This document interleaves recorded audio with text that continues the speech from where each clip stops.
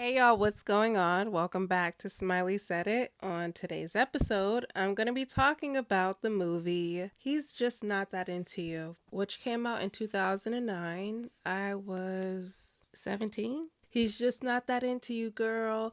This movie is one of my favorites. He's Just Not That Into You is a love guide, a relationship guide, a marriage guide, a dating guide, all wrapped in one. But it also has a stacked cast, and I want to talk about that too. So let's get into the characters. Bradley Cooper plays Ben, Jennifer Goodwin plays Gigi, Scarlett Johansson is Anna, Jennifer Aniston is Beth, Ben Affleck is Neil, Jennifer Connelly is Janine, Justin Long is Alex, Drew Barrymore is Mary, Kevin Connolly is Connor. So now that we have the characters placed out there, okay, let's get into each story because every story kind of intertwines with one another. My girl Gigi. Hey Gigi. Gigi is a special one. She's pretty much the protagonist, like the main character, but not really because everybody's the main character in this movie.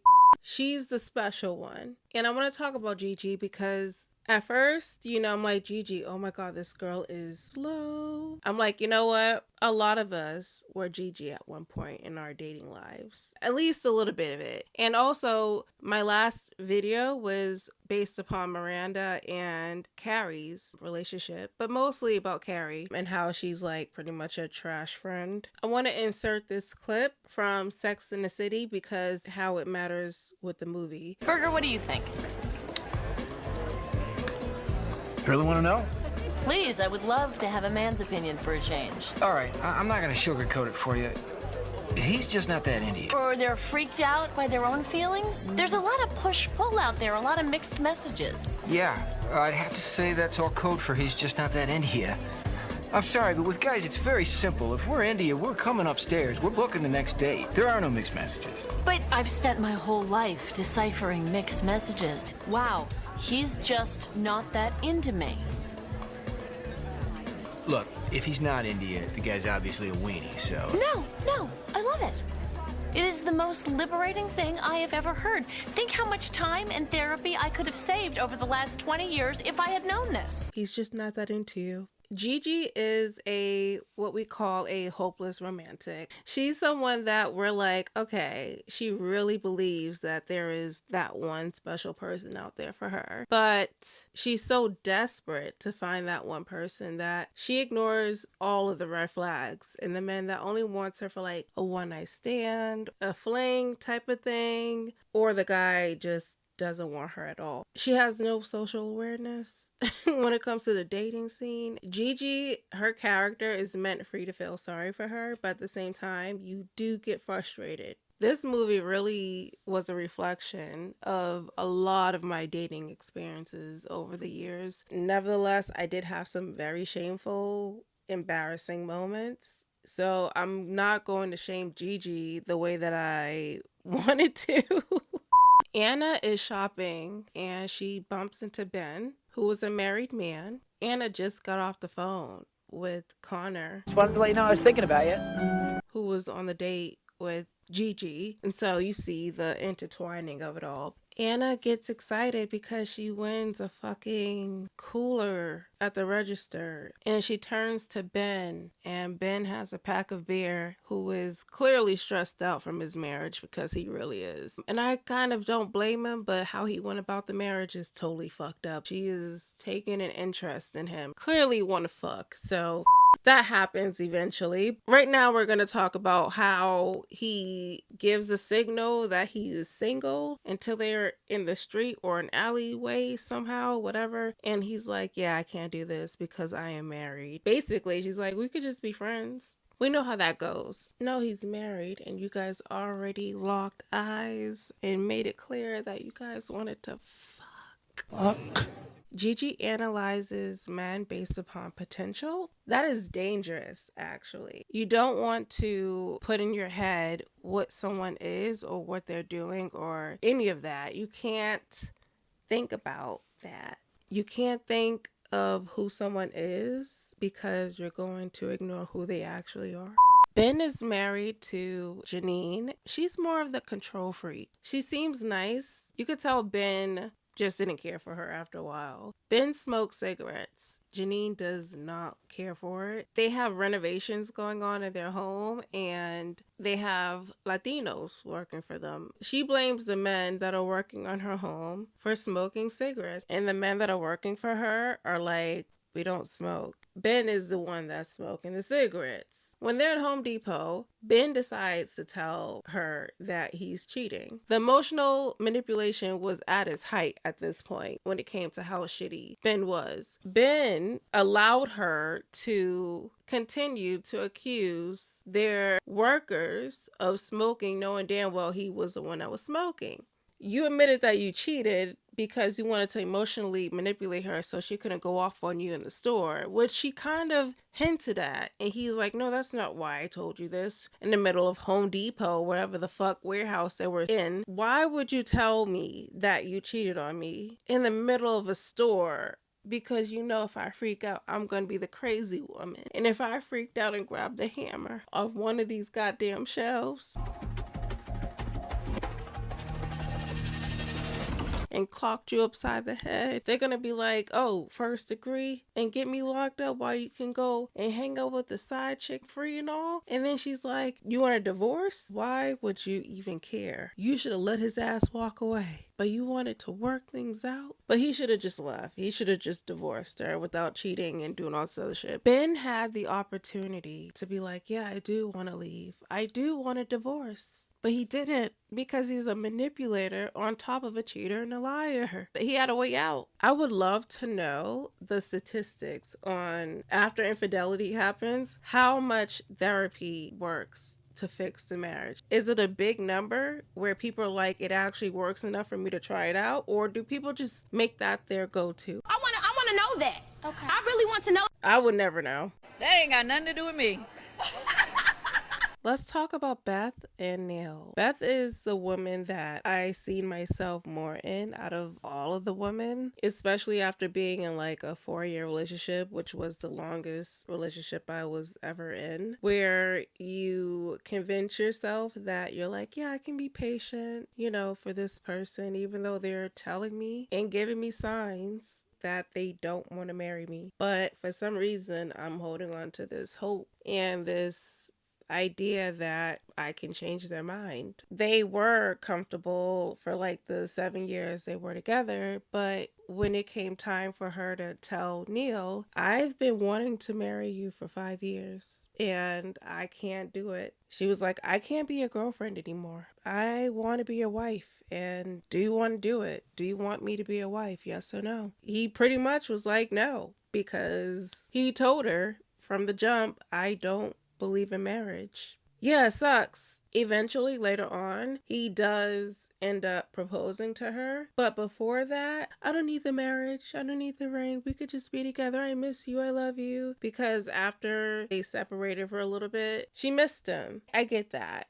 So I'm not going to be hard on them because I do get it. She's like, I miss you. I want you. I don't care about the marriage, whatever, but she did care about it because when he did eventually propose to her, she accepted it. She did compromise, she's been compromising. And I think that's the only thing I have about their relationship is like she was compromising all the way until the end. Even when she accepted the proposal, she caved in and I guess he wanted marriage. Happily ever after. The thing about Gigi is she looked at her friends and their relationships as like the goal or the standard. I've noticed that, like when I was watching the movie, you can never look at anybody's relationship as a reflection as to how it would look for you when you end up getting into a partnership. That is their dynamic, and whatever dynamic you form with someone else is literally between you two, and no one else should have an influence on that because how can they? You just don't know what's going on behind closed doors. Gigi ends up at Alex's bar and she's waiting for Connor and he doesn't show up. He ghosts her. Alex and Connor are friends. Alex is like, oh, Connor so-and-so, you know who that is? She's like, yeah, I'm waiting for him. He's like, oh, he's not coming in tonight. And she's like, oh, this is where she starts to make shit up in her head to justify the fact that she's being stood up. But he knows, and he's kind of like, should I tell her that she's being stood up? And he kind of plays along, and then he's like, you know what, the jig's up. And she's like, yeah, I forgot this pen that I wanted to give to him. Girl, a pen? Like a pen, like to write that you forgot to give to him? Come on. Alex gives her the rundown on pretty much the basis of the fact that he's not gonna call her. She takes it in. She's like, yeah, I'll think about that. Imagine like sitting at a bar and the person that stands you up knows that person that's serving you drinks, and they're like, yeah, they're not interested. You might as well give it up. Yeah, I would want to like crawl into my own skin and hide. Maybe he lost my number. Maybe his grandmother died. Maybe got hit by a cab. Girl, wake the hell up. She was trying to convince herself, but she did too much. He's like, no, no, that's not it, baby. Like, none of that happened. It's not realistic. It's just not realistic. It's okay to make shit up in your head to kind of cope with the fact that someone doesn't like you. But Miranda from Sex and the City, she got it. She got it the first time, and I love Miranda for that. Anna and Marie are at the nail salon, and Anna gets advice from Marie talking about married men, okay, leaving their wives successfully and getting with their side chick, who she knew to be with for like 7 years. And that gave Anna this inspiration to continue dating this married man who is Ben. Mary tells Anna this woman ended up with this guy for 22 years after he left his wife for her. And she's like, there is potential. If a man is a cheater and he cheats on his wife with you, he's going to cheat on you too. I know it's like mind-boggling for a lot of pick-me's to understand, but yes. If anything, you got front row stage to who the fuck his character traits are. His wife didn't though, because he's manipulating the situation. Triangulation. So he divorced his wife, and he's been with this other woman. What if you married someone but met the love of your life? The fact that that was said out loud made me fucking mad. Like, what? When Gigi was like, are you hearing from me or am I giving you a call? Like, what we're doing here? Like, after the date that she had. And the guy was like, what the fuck? Like, yeah, we'll talk. Whenever a person says, yeah, we'll talk, you don't know when the fuck that is. Meaning it doesn't matter. Then you're not going to hear from them. So call that shit a dub. And if you talk to them later, you do. If you don't, you don't. There's no pressure. Gigi used to put the fucking pressure on things. And it was like, girl, chill. What's meant for you is meant for you. All of the men said no to her milkshakes that she brought to the yard. Alex ends up being Gigi's Prince Charming. It made sense. You can tell that Alex had a wall up, right? He had his own shit going on. In the end, Alex cared for Gigi and he realized that. He was honest about it with himself. That is what Gigi needed in the end, is a guy that can be like, you know what?